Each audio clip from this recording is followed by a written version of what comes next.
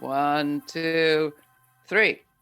While our weekly shows are edited to time for broadcast on public TV and community radio, we offer to our members and podcast subscribers the full uncut conversation. The following is from our monthly Meet the BIPOC Press series. In this episode titled, Is Worker-Owned Media the Future of Journalism? Laura Flanders and friends assembled a panel of journalists to discuss what they're doing to take matters into their own hands to address the crisis in journalism. These audio exclusives are made possible thanks to our member supporters. Become a member today at lauraflanders.org/donate.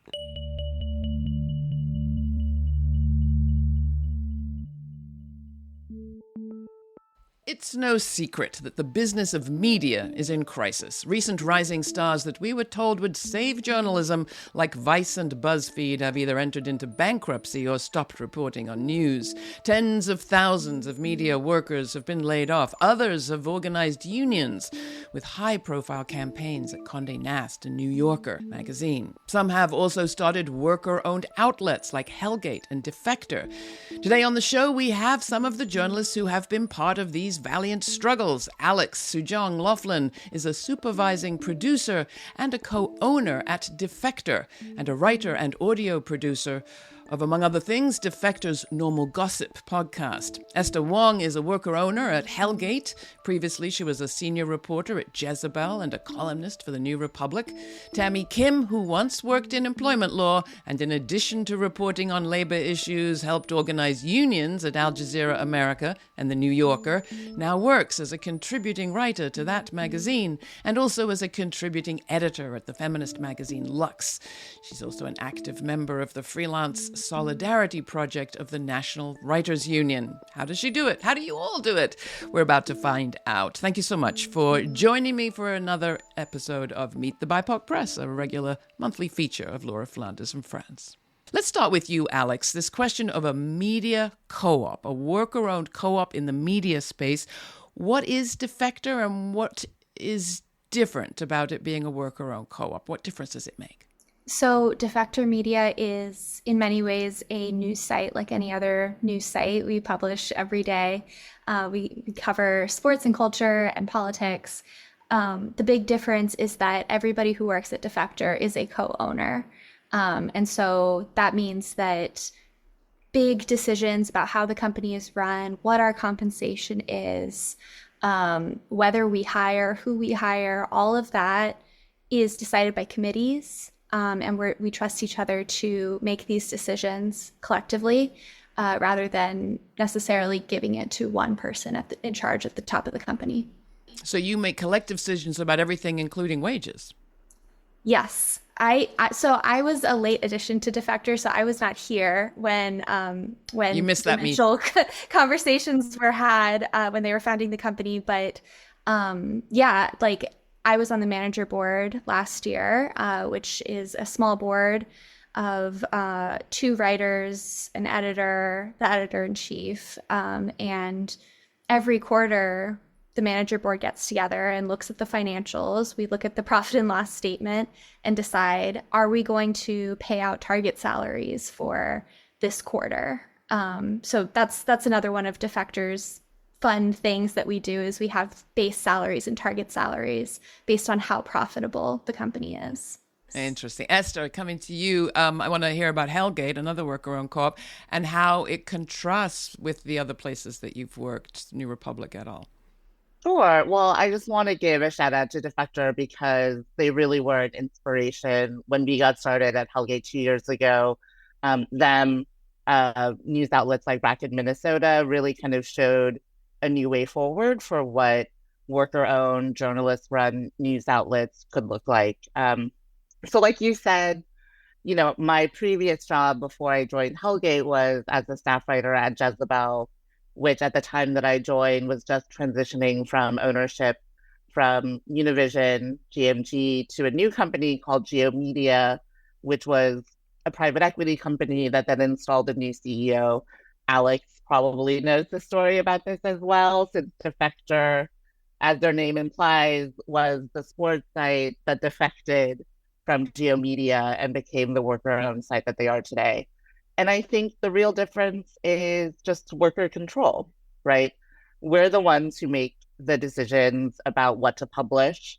We're the ones who make the business decisions. It's not some highly compensated CEO or anyone in a C-suite position. It's all of us, the journalists, who really decide how the company is run. And I think on a practical day-to-day level, that is really empowering to us as writers, as journalists, and as workers, right? At the end of the day, we had a union at Jezebel, at Geo Media, and it was so important for us to have that union as a way to fight for our rights, as a way to fight for our editorial independence.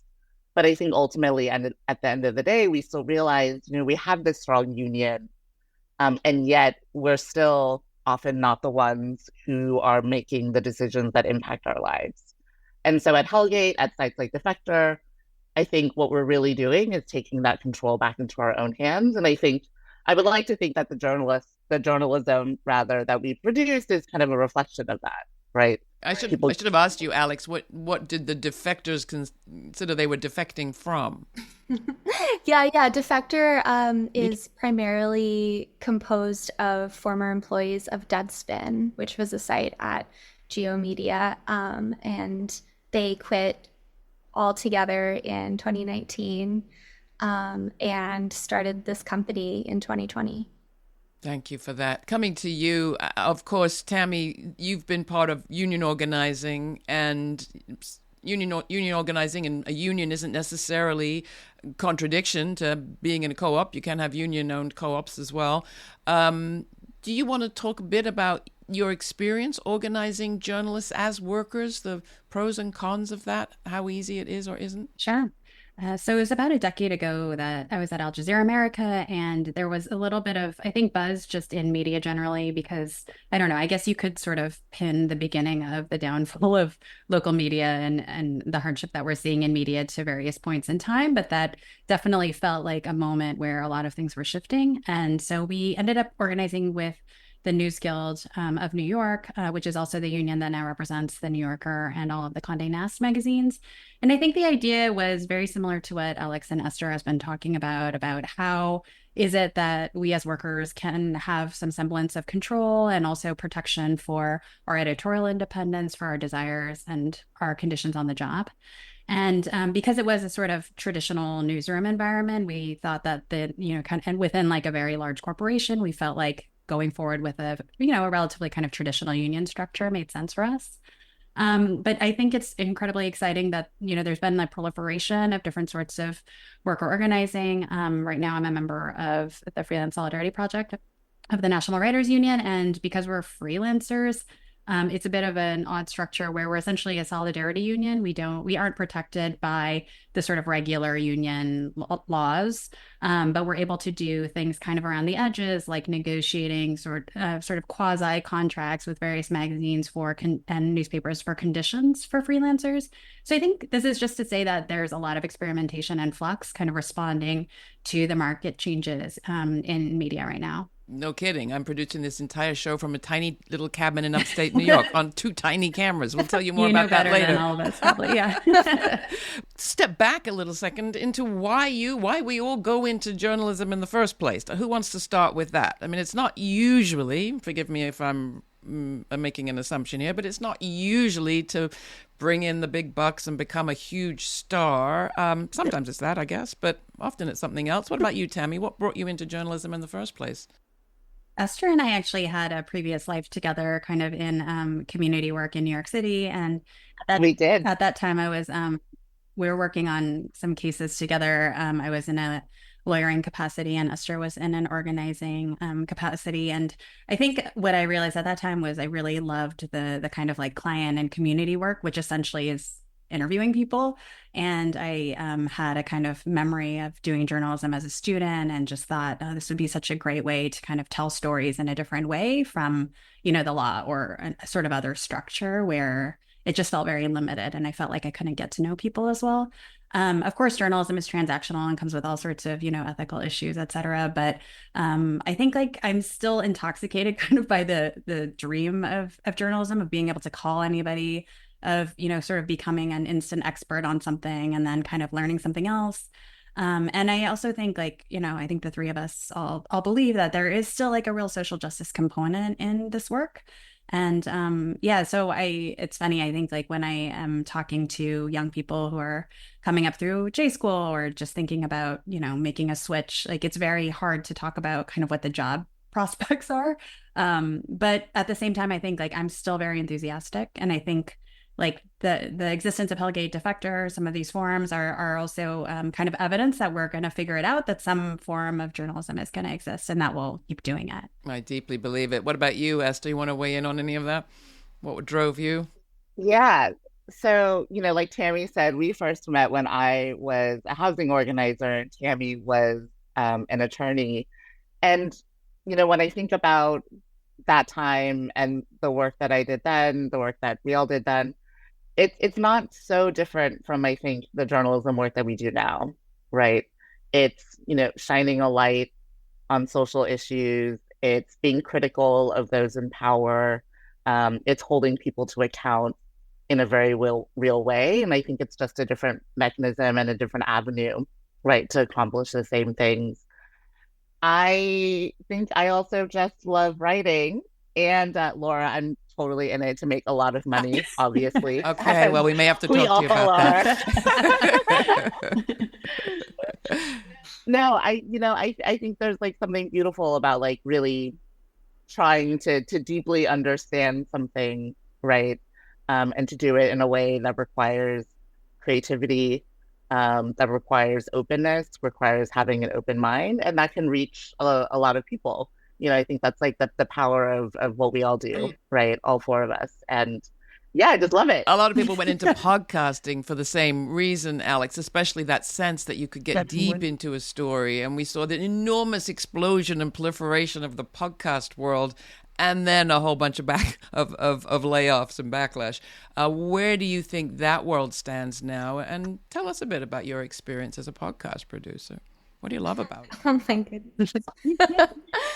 Yeah, well, it's funny because you were joking that people didn't get into journalism to make money. I think a lot of people got into podcasting to make money, and that's part of why we are where we are in the larger podcasting industry.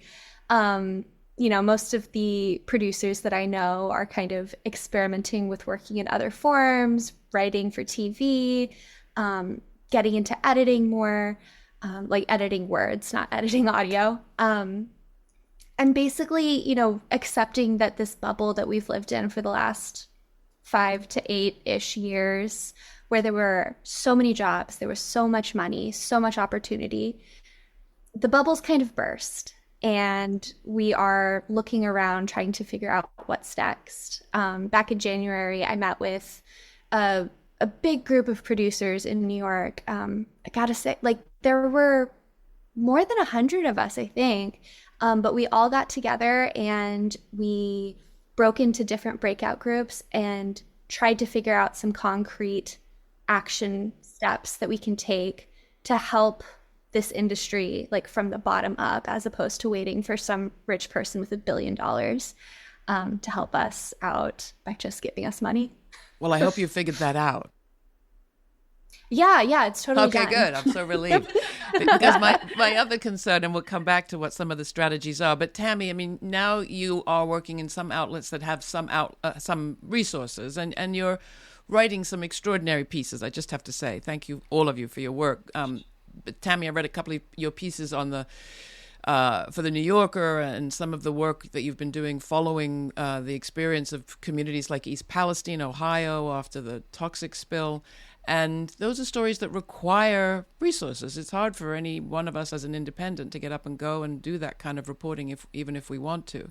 How do you think about that, and where do you think the resources best come from to do reporting that takes time, that takes in-depth, that takes travel? Yeah, I think that's such a huge challenge. Obviously, I even though I'm a freelancer, I do have kind of this home base for the magazine, and they do provide the resources I need to do these sorts of stories, but I'm in touch every day with freelancers who definitely don't have that. And before this job also, I was kind of fundraising for my stories. I would, apply for grants that were story specific just so that I could have the time and the budget to travel. So it's incredibly challenging. I think one of my concerns is that especially now, the sort of idea of like having a reporter follow you around for a long time, kind of like glom onto you, is almost a foreign thing to a lot of organizations and people and press people. And I think it's a thing that I'm increasingly feeling like I have to kind of explain and defend. And I think it's really an economic kind of consequence because there just aren't that many places or people who are sort of able to do it. I do hope that in certain sectors like podcasting, online magazines, some of the traditional magazines, like we can continue doing that. But I think especially like in an election year, that's the thing that is making a difference between, are we getting sort of like in-depth and investigative sort of texture of stories, or is it sort of just like these kind of quick hit kind of Capitol Hill type beats on politicians? And so, yeah, I think it's something I think a lot about. I think part of organizing in different spaces, unions and worker co-ops and solidarity unions also is trying to figure out where those funds are going to come from. So there's a lot of coordinating, for example, with like nonprofit to do that support, like the Pulitzer Center or the Economic Hardship Reporting Project. These are probably two of the best ones. But I think this kind of like hodgepodge approach is certainly, unfortunately, kind of a reality for most of us. There's also the legal questions, and Esther, you work with Hell Gate that routinely reports brilliantly on city misdoings and maldoings of politicians and landlords and the people that are supposed to oversee the two. How do you think about your legal vulnerability, and how do you protect yourself when you're not a company with enormous high-paid lawyers? Yeah, so we actually did think about that quite a bit when we were starting up. So, like most news organizations, we have insurance that kind of takes care of, we have libel insurance. And we were very fortunate to partner with a legal firm that has agreed to provide us that sort of legal review and legal counsel pro bono. I think, not every news outlet has access to that, unfortunately, but we knew, we would be reporting on the Eric Adams administration. We'd be reporting on the NYPD. We needed to have that sort of legal backing, legal counsel to be able to do our work. And so we were able to find it. I think, when I think about the context of that question in the context of, what do news outlets, maybe like news startups need, right? Something that I think is really powerful about the kind of like worker-owned co-op movement is that, we share these kinds of resources with each other, right? We're not just kind of like our own little ship going it alone, but, we have a lot of support and provide that kind of support to each other. And so, I think as we kind of look at the news landscape and think about, okay, like how can we support these organizations to thrive? It's that kind of like really practical support that I think is needed, right? That kind of thing, what Tammy was talking about in terms of like pots of money so that reporters can do more in-depth pieces, all of that I think is really needed. It's one of the principles of cooperative ownership that one helps other co-ops. It's written in right there. It's written into the name. So.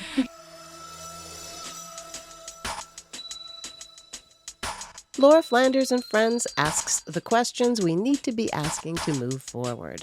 While the commercial media is centered on what sells advertising, which is too often fear, we're centered on change makers, imagining a better world and creating the solutions to get us there.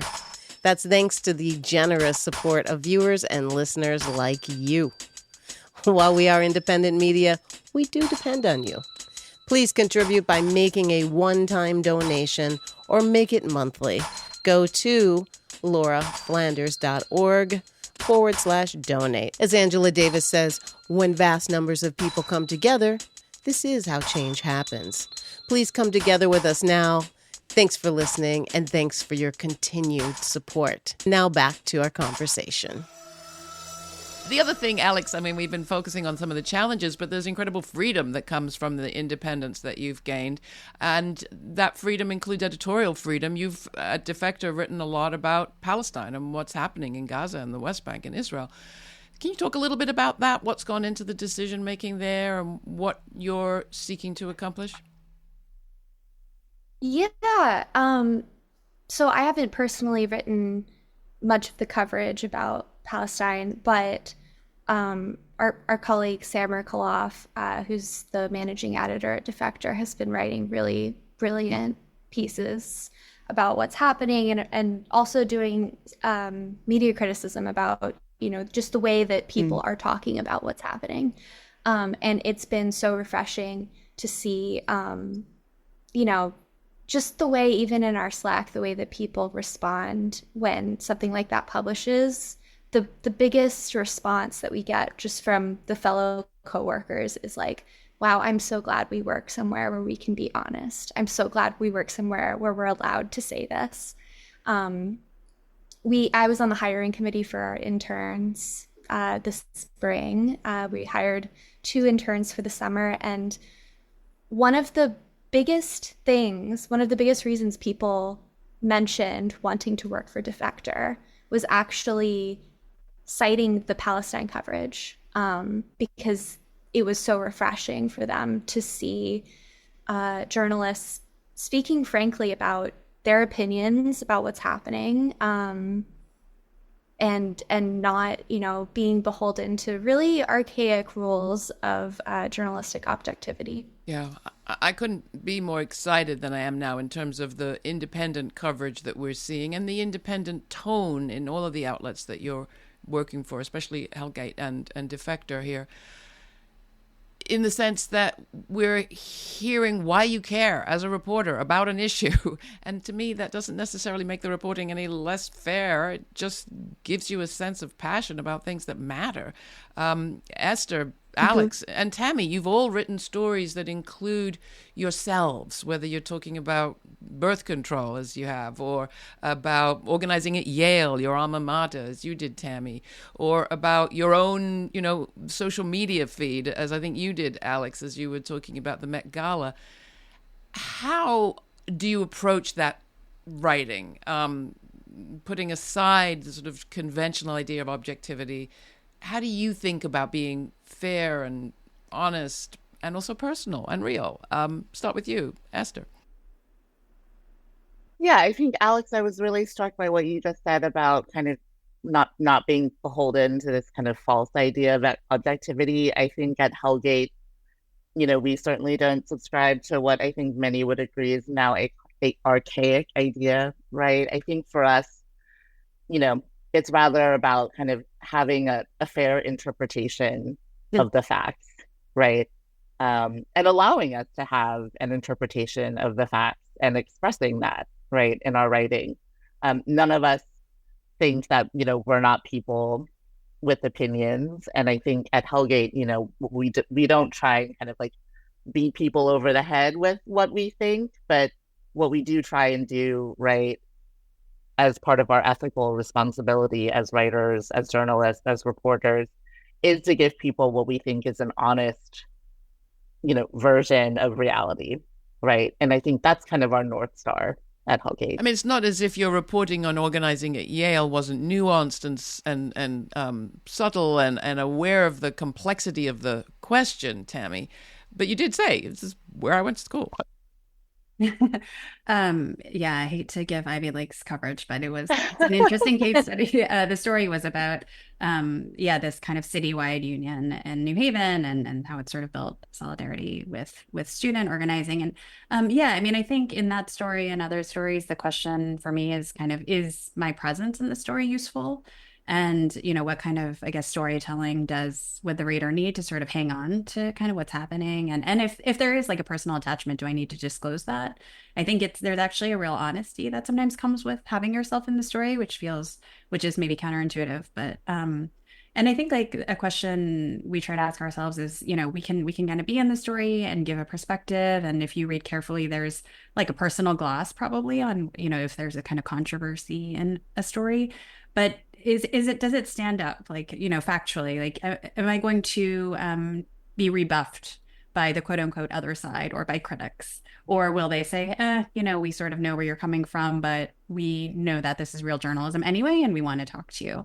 So I think it's like a little bit of a balance. And I'm not in sort of all of my stories, but yeah, I do sometimes think, especially kind of in a deeper dive, sometimes you sort of need a little bit of hand holding. So the writer can do that for you.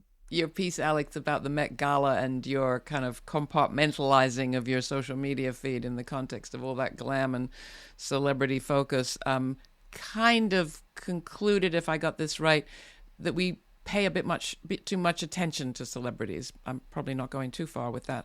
Talk about how you approach, or how do you approach celebrity reporting and balancing the eyeballs that inevitably come when you have a celebrity in the story, but also the sense of you're kind of conceding to the market?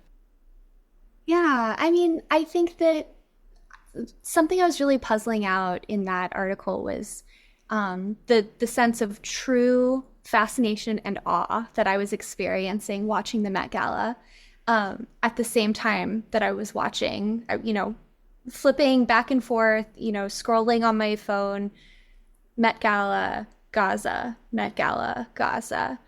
And, it feels like that's been the experience of being on the internet for 8 years, 9 years. There's just a new fresh horror every day that you never thought you would see. And somehow we have to take that in right next to like the cutest meme you've ever seen of a cat. Or, Billie Eilish launching her new album. And, I think that I don't necessarily know that I would say that we give celebrities too much attention, but I do think it's an interesting thing to think about when we have a really binary sense of what is right and wrong to give our attention to, and what we are actually getting in return when we consume these things. Because, I think there's a way that you can watch these things or be interested in pop culture or reality TV, and it's dismissed as a really prurient interest. And it's like, it's silly, it doesn't matter, whatever. But I think that there is, first of all, critical value in interrogating these things on their own, but also there's something to be said about allowing yourself a break and finding room for peace or joy or levity. And that's just a really difficult tension to balance. All right. Well, you're definitely none of you going to get any break because this is election year. And I don't know about you, but it's sort of distracting. Esther, I should say, to be serious, you're going to be covering very important elections. How do you imagine prioritizing over the next few months? And what do you see as your role in a media ecosystem as big and as often as celebrity focused as ours is, which is to say, as focused at the top of the ticket? Yeah, so at Hell Gate, I think because we're a very New York City focused outlet, our coverage of the election year, I think, is going to be a little bit less intense than, say, like an outlet like the New Yorker or even Defector or a place like the Times. We're actually very much looking to 2025 when there are big city elections coming up that'll have a really, really big impact on our city. But I will say, when I was a senior political reporter at Jezebel, I was working there during 2020, right? Huge election year for us. And we talked a lot about what our coverage should and could look like, right? And, I was traveling around the country. I was going to Iowa for the primaries and, going to Trump rallies and going to CPAC, which was particularly weird because that was at the beginning of 2020 when people were just starting to be like, is COVID something we need to worry about? The Conservative Political Action Committee. Yeah, that's right. But I think at Jezebel, what we really tried to do in our election coverage was really, really, stay focused on the real issues. We wrote a lot about abortion and what that meant in the 2020 election, fears that were borne out, I think, as we saw, borne out when, Roe v. Wade was overturned, even though Joe Biden did win in 2020. And we really tried to kind of like cut through the noise, I think, in our coverage of the presidential election. I think rightfully point out how much of it was so absurd, right? But I think also remind people of the real stakes and talk really sensitively and critically about what those real stakes were, right? Like not just looking at it as a horse race, who's going to win what state and why, like which demographics are being moved and why, but, really talking about like what it meant for people, what it meant for people's real lives, and really trying to keep the focus on that. And, because we were Jezebel, we also had a lot of fun too, right? Kind of like poking fun where, that was due, and it was like certainly due quite a lot. But I think, that's how I would kind of characterize Tammy, our coverage. You've been talking to young voters, as I understand it. Have a piece coming out about young voters in this election? I do, yeah. We've sort of, obviously over the course of the year tried to figure out who should cover what and, exactly how. And so I have my sort of list of things that I've been on. And one of them over the past year has been to follow kind of teenagers and 20-somethings about how they've how they're feeling about the election and party allegiance. And it's been a really interesting time to do that because obviously the war on Gaza started in the fall, and that has really kind of scrambled allegiances and people's feelings about the Democrats in particular, I would say. It's been something I think that has been a real treat to report, just to get a sense of like what the young people are thinking and doing in America. But it's also been a real window, I think, into kind of like the traumas or sort of the Trump administration and kind of how people are sorting that out. And the fact that, it's very much a kind of like big, like a top of the ticket story. But I think like what's been really interesting to me is kind of the extent to which people have or have not kind of carried whatever experience they had during that period. Some of the people I've been interviewing are young teenagers. And so obviously they don't really have a memory of that time, which is also very interesting. Like how could these people who will soon be voting, like not remember anything that Trump did? But yeah, it's, I think like in addition to that, just to add on to what Esther said, I think for us, it's been a little bit of a question of, okay, if we are going to do stories that take like a little bit more time, what is the added value of that? We have these incredible newspapers and websites that are kind of covering the day-to-day horse race stuff. But are there things that we can invest just like slightly more time and energy into and, just to help readers understand? And so, for example, I think getting away from certain candidates like histrionics and performances and more of like, who are the people behind the scenes who are kind of controlling and designing their campaigns, who are the funders, so doing some of that kind of less sexy, I guess, like background investigative work has been a thing we've talked a lot about.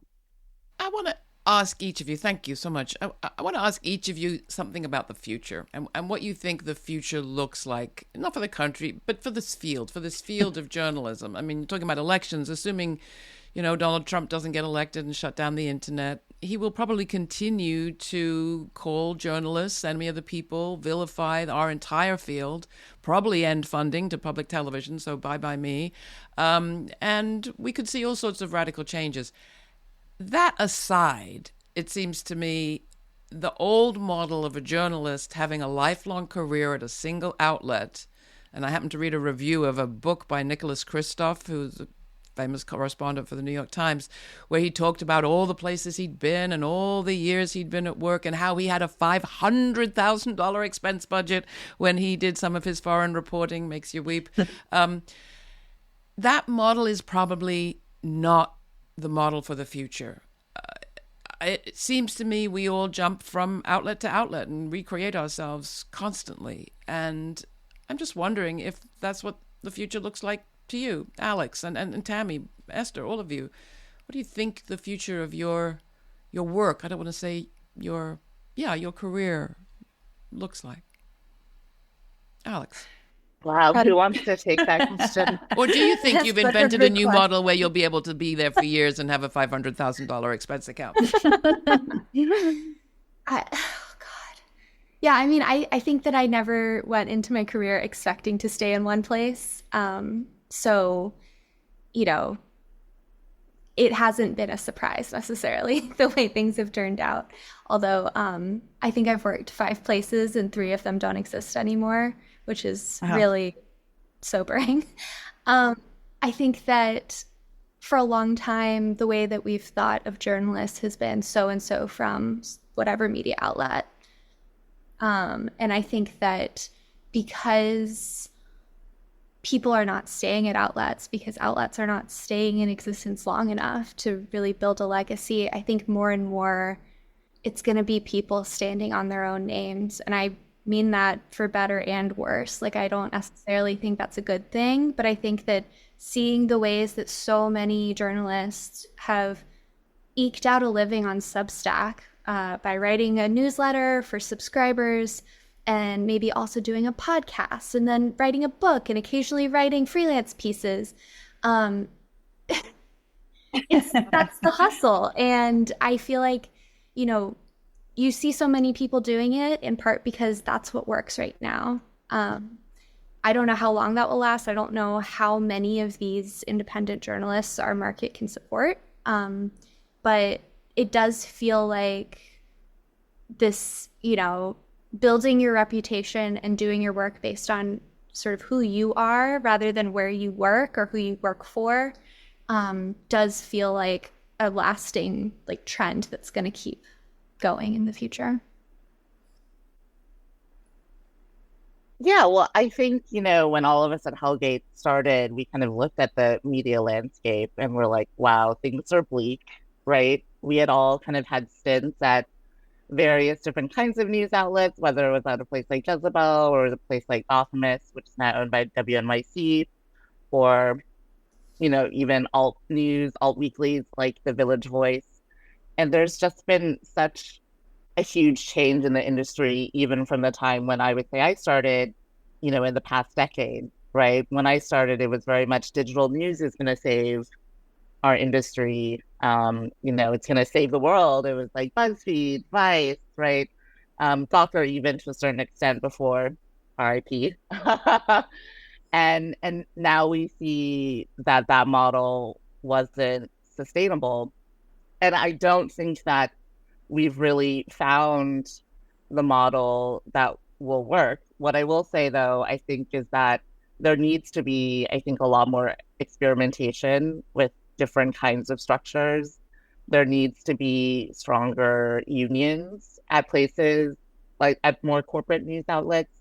And I think ultimately at the end of the day, like what we really need is actually more government support, right? That's something that I think people are starting to talk about a lot more. And we're starting to see movement on legislation to really strengthen and support local news.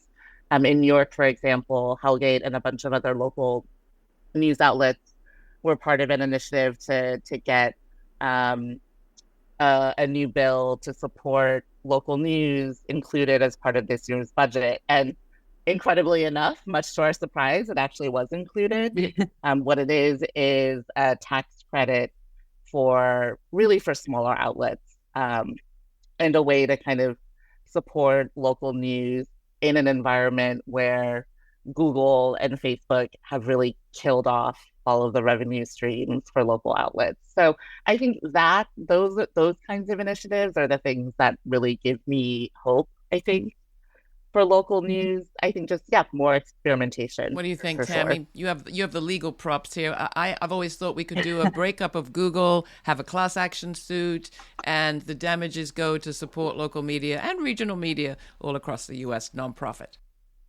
That sounds fantastic, and I completely sign on. I know that the News Guild and some of the other journalism unions have been talking about not exactly that, but definitely versions of that, of kind of how can we peel back the money that these corporations are making off of people's reporting. And so I think, to Esther's point too, that would sort of that's kind of like an addendum, I think, to this sort of public strategy of trying to make sure that we do have public investments. I think like my prognosis for the future is sort of bifurcated. I think it's it's to me the most scary on the local news side, because I think like on the kind of magazine and digital and some of the stuff that like I've been involved in, and I believe in it, I love it, but I ultimately think it's kind of like added value stuff that people can sort of do as they're cobbling together work with and various other things. But people who kind of like need to be in the state house every single day or at a city hall meetings and hearings, like that needs to be kind of professionalized full-time labor, and that money really hasn't been there recently. And so